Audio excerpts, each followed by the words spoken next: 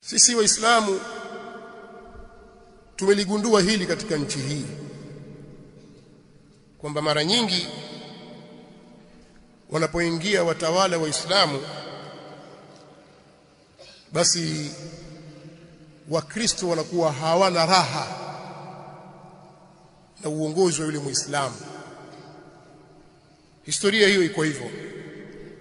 Wanafanya mambo mengi sana na kusudia viongozi wao wanafanya mambo mengi sana ya kuhakikisha wanamtoa katika njia ili kupitisha malengo yao. Lakini wakizungumza wazi, Waislamu nyinyi mtushtuka. Kwa hiyo wanatumia njia nyingine ya mbali ili kuwalaghai. Sasa ni wajibu juu yetu sisi kutumia mimbari kama hizi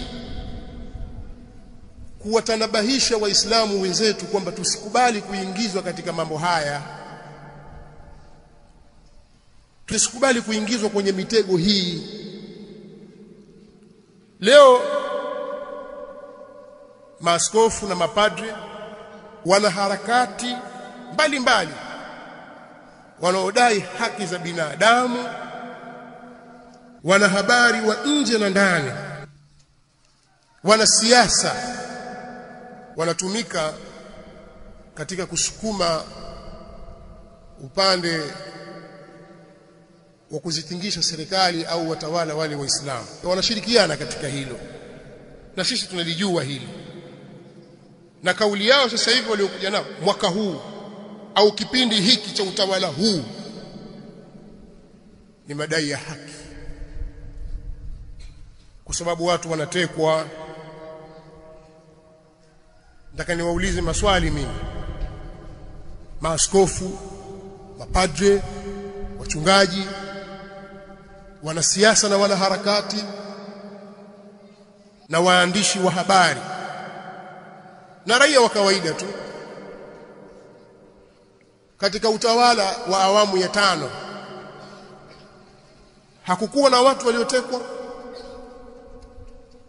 Kama mtakumbuka na mtakuwa na kumbukumbu nzuri, hata kwa watoto wadogo tu wanaokuwa sasa watakumbuka kwamba msamiati wa watu wasiojulikana ulitaraddadi sana katika kipindi cha utawala wa awamu ya 5. Sasa swali, nyinyi maaskofu mlikuwa wapi? Sasa hapa sisi tunajiuliza maswali, yani sisi Waislamu, au kwa sababu huyu ni Mkatoliki na huyu ni Muislamu? Kwa hiyo alipokuwa Mkatoliki katika utawala wake yanatokea haya, wao waliufyata wakakaa kimya, bali alipokuwa akienda kanisani ilikuwa akiombewa. Tunajiuliza maswali kwa sababu mitandao inaripoti sasa amekwenda kuswali kanisa fulani na sasa anaombewa. Ni mambo ya ripoti wenyewe, na haya matukio yalikuwa yakiendelea tena kwa kasi. Mlikuwa wapi? Hebu tufafanulieni jambo hili. Hii haki ina wakati, haki inamtazama mtu, inatazama dini za watu. Kama akiwa Mkatoliki haulizi huyo, lakini akiwa Muislamu lazima aulizwe. Haki ipi mnayoidai? Kama mtakumbuka, mimi sizungumzi kwamba nazungumza sasa kwa niaba ya wanasiasa. Tuna maswali ya kujiuliza sisi kwa sababu ya hivi vitendo vinavyofanyika na haya matamko yanayotoka. Sisi kama watu wenye akili timamu, watu wenye miongozo katika dini yetu, tunao mambo mengi, tuna maswali mengi yanatutatiza, mpaka mtujibu, mtuaminishe kwamba huu sio udini. Hamumpigi vita rais aliyeko madarakani kwa sababu ya dini yake. Hebu tupeni majibu katika hili, turidhike sisi na sisi tuungane na nyinyi. Maana wanasiasa walidhibitiwa katika kipindi cha awamu ya 5, ikawa hakuna mikutano ya vyama vya siasa. Waliokuchukua fomu za kutaka kugombea pamoja na taaluma walizonazo walionekana kwamba hawajui kusoma wala kuandika. Katika uchaguzi tu wa serikali za mitaa na walibanwa kikweli kweli mpaka wengine wakakimbia ughaibuni. Alipoingia mtawala Muislamu aliwafariji, akawafungulia milango, bwana basi njooni mfanye siasa. Hapo ndipo walipotumia fursa ya kwanza kumtukana huyu aliyewaruhusu na kuona kwamba hatendi haki, lakini bwana mkubwa yule Mkatoliki ilikuwa yuko sawa. Wafanya biashara, nyinyi mna ushahidi wa kutosha kabisa pengine kuliko mimi, namna watu walivyokuwa wakiporwa mali zao, watu wakawa katika hofu kiasi ambacho baadhi ya wawekezaji waliikimbia hii nchi. Leo amekuwa tajiri, kesho anaweza kuwa fakiri, mambo hayendi. Wafanya biashara, nyinyi mashahidi, muogopeni Mola wenu.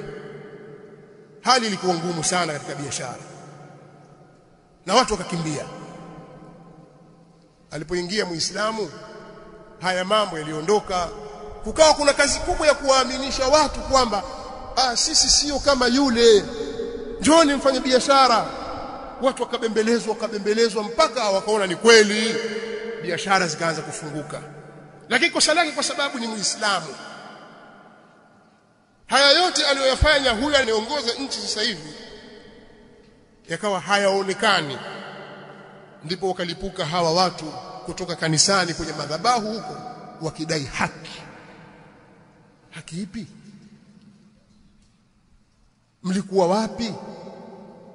Wakatokea wanahabari na wachambuzi wa mambo ya kiuchumi, mambo ya kisiasa, wakaja wakadai haki. Mlikuwa wapi? Wanasiasa hawakubaki nyuma, waandamanaji, raia wa kawaida nao hawakubaki nyuma, wakiwa wanadai haki.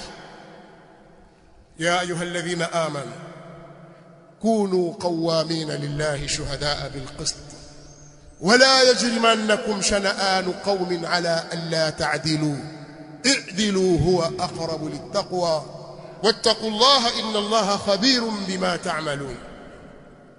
Allah subhanahu wa ta'ala katika suratul Maida sura ya 5 aya ya 8 anatuambia, enyi mlioamini nyinyi, waumini nyinyi, kuweni wasimamizi madhubuti kwa ajili ya Allah kwa kutoa ushahidi wa haki, wala kuchukiana na watu kusiwapelekeeni nyinyi kutofanya uadilifu.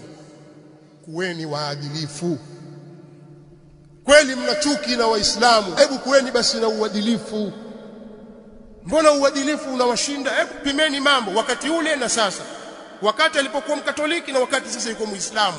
Pimeni, wekeni uwiano hayo mambo, alafu muone haya. Msiropoke tu